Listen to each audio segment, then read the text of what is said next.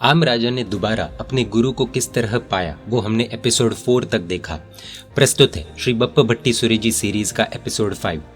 दुनिया में वृद्धि यानी कि संपत्ति, समृद्धि, प्रसिद्धि आदि मिलना बहुत सरल है, लेकिन दुनिया में एक चीज मिलना बहुत ही कठिन है और उसका नाम है शुद्धि।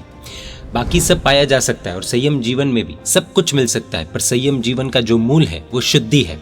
इस शुद्धि की एक छोटी सी घटना हमारे नायक पात्र श्री बप्पा भट्टी सूरी जी महाराज साहब के जीवन में भी हुई थी। उनकी कसौटी राजा ने की थी और सोने की तरह वे उस कसौटी से पार हो गए थे। आखिर वो घटना क्या थी वो हम इस प्रस्तुति के माध्यम से जानेंगे। बने रहिए इस वीडियो के अंत तक। बप्पा भट्टी सूरी जी 7 वर्ष की उम्र में दीक्षा लेने के पश्चात भी 72 कलाओं के जानकार थे। उनको 9 के 9 रस बरोबर आते थे। व्याख्यान करने के अलग अलग तरीकों में हास्य रस, करुण रस, शौर्य रस, करुणा रस, वैराग्य रस, श्रृंगार रस आदि 9 रस होते हैं। श्रोता को देखकर अलग अलग रस के व्याख्यान करना साधु भगवंतों का कर्तव्य होता है। इन शॉर्ट, बप्पा भट्टी सूरी जी महाराज साहब was a motivational speaker at a very young age. एक बार बप्पा भट्टी सूरी जी ने श्रृंगार रस का वर्णन किया, जिसमें स्त्रियों का वर्णन यानी कि हर चीज की सुंदरता का वर्णन आता है। एक बार आम राजा को मन में इच्छा हुई कि इतनी छोटी उम्र में दीक्षा लेने के बाद इतना अनुभव और ऐसा वर्णन कैसे पॉसिबल है, शायद कुछ गड़बड़ हो सकती है। खुद के गुरु के ऊपर भी आम राजा को आचार्य श्री के द्वारा वर्णन सुनकर डाउट हुआ।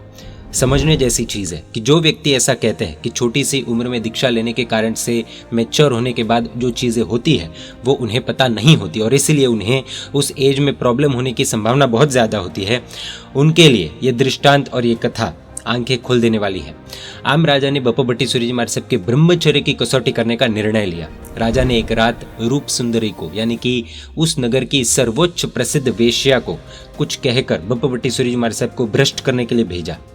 राजा के आदेश का पालन कर वेश्या बप्पा भट्टी सूरी जी के पास गई। बप्पा भट्टी सूरी जी महाराज साहब ने संथारा कर लिया था, यानी वे सो गए थे। वेश्या ने सबसे पहले बप्पा भट्टी सूरी जी महाराज साहब के पैरों में मालिश करना चालू किया।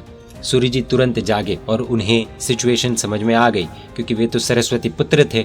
हाथ के स्पर्श मात्र से उन्हें मालूम हो गया कि वेश्या के मन में क्या भाव चल रहे।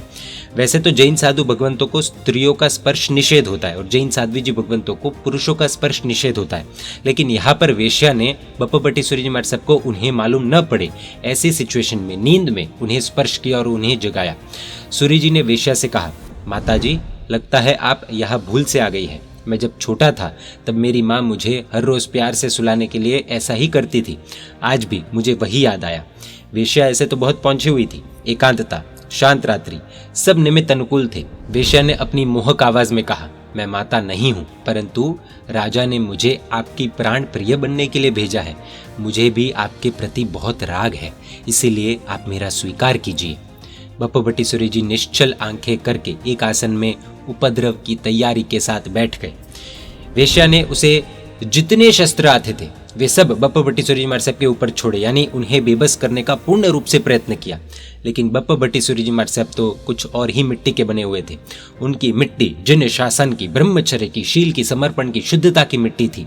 बप्पा भट्टी सूरी जी महाराज साहब मेरू पर्वत की तरह अडिग रहे। वे स्मित करके यानी कि हल्की मुस्कान के साथ बोले, बहन, तेरी मेहनत निष्फल जाने वाली है, फिर आगे जैसी आपकी मर्जी। सूरी जी ने अपनी आंखें बंद की और वे योग निद्रा में चले गए, यानी ऐसी अवस्था जहां पर स्वेच्छा से मन काबू में हो जाता है। वेश्या थक हार कर सुबह राजा के पास गई और रात की पूरी बात राजा को बताई।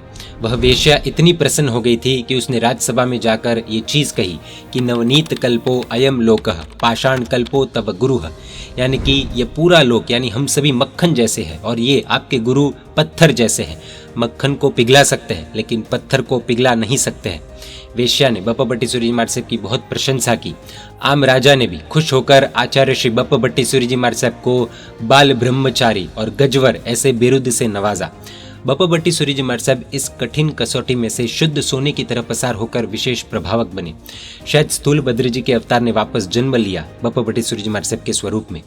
यह एक चीज खास समझने जैसी है कि साधु जीवन है तो कसौटी तो होती ही है, पर कसौटी को पार करना वो साधु का लक्षण है। जो साधु इन कसौटियों को पार नहीं कर सकते या फेल हो जाते हैं, उन्हें साधु का बिरुद नहीं दिया जाता। भले ही वे बाहर से साधु कहलाते हो, लेकिन अंदर से वे साधु नहीं, शैतान है।